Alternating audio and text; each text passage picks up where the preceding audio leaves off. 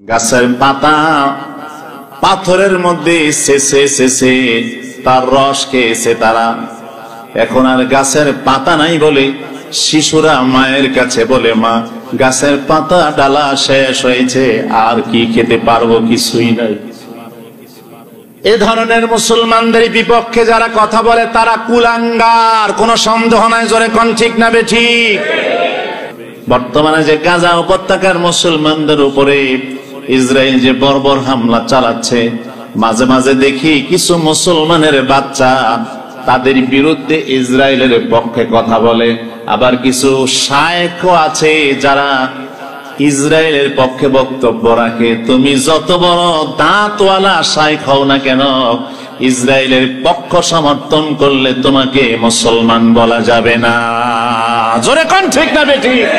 যত বড় পিসাবার মোল্লা মুন্সি হোক, ইহুদের পক্ষ সমর্থন করা মানে অমুসলিম কাফের, কোন সন্দেহ নাই। জোরে কোন ঠিক না বেঠিক?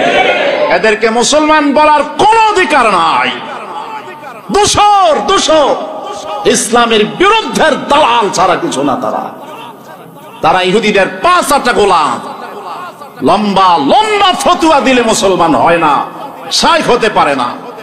অবশ্যই মুসলমানদের জন্য এক মুসলমান অপর মুসলমানের দরদ থাকতে হবে। রাসূল বলছেন, একটা দেহের মতো গোটা পৃথিবীর সকল মুসলিম নরনারী এক দেহ। সুবহানাল্লাহি বিহামদিহি। আপনার পায়ের তালুতে কাঁটা ফুটলে আপনার চোখের জল এসে পড়ে।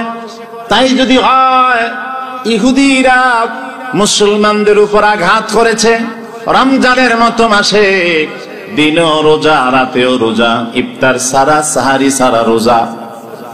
গাছের পাতা পাথরের মধ্যে শেষে শেষে তার রস খেয়েছে তারা। এখন আর গাছের পাতা নাই বলে শিশুরা মায়ের কাছে বলে, মা গাছের পাতা ডালা শেষ হয়েছে, আর কি খেতে পারবো, কিছুই নাই। এ ধরনের মুসলমানদের বিপক্ষে যারা কথা বলে তারা কুলাঙ্গার, কোন সন্দেহ নাই। জোরে কোন ঠিক না বেঠিক? মরণ তো একদিন লাগবে। সত্য কথা বলেন, সত্যের উপরে থাকেন, এরপরে মরে যান। দেখবেন আপনি বীর পুরুষ, আপনার কবরের মধ্যে অসংখ্য হুর গেলমান আপনাকে রিসিপশন দেওয়ার জন্য তৈয়ার। জান্নাতে যাবেন, অগণিত গেট আপনাকে পাস করে যেতে হবে, যেগুলোতে হাজার হাজার লক্ষ লক্ষ হুর গেলমান আর ফেরেশতারা আপনার জন্য অপেক্ষা করবে। সুবহানাল্লাহ। আল জান্নাতু তাশতাকু ইলা খামসাতি নাফারিন।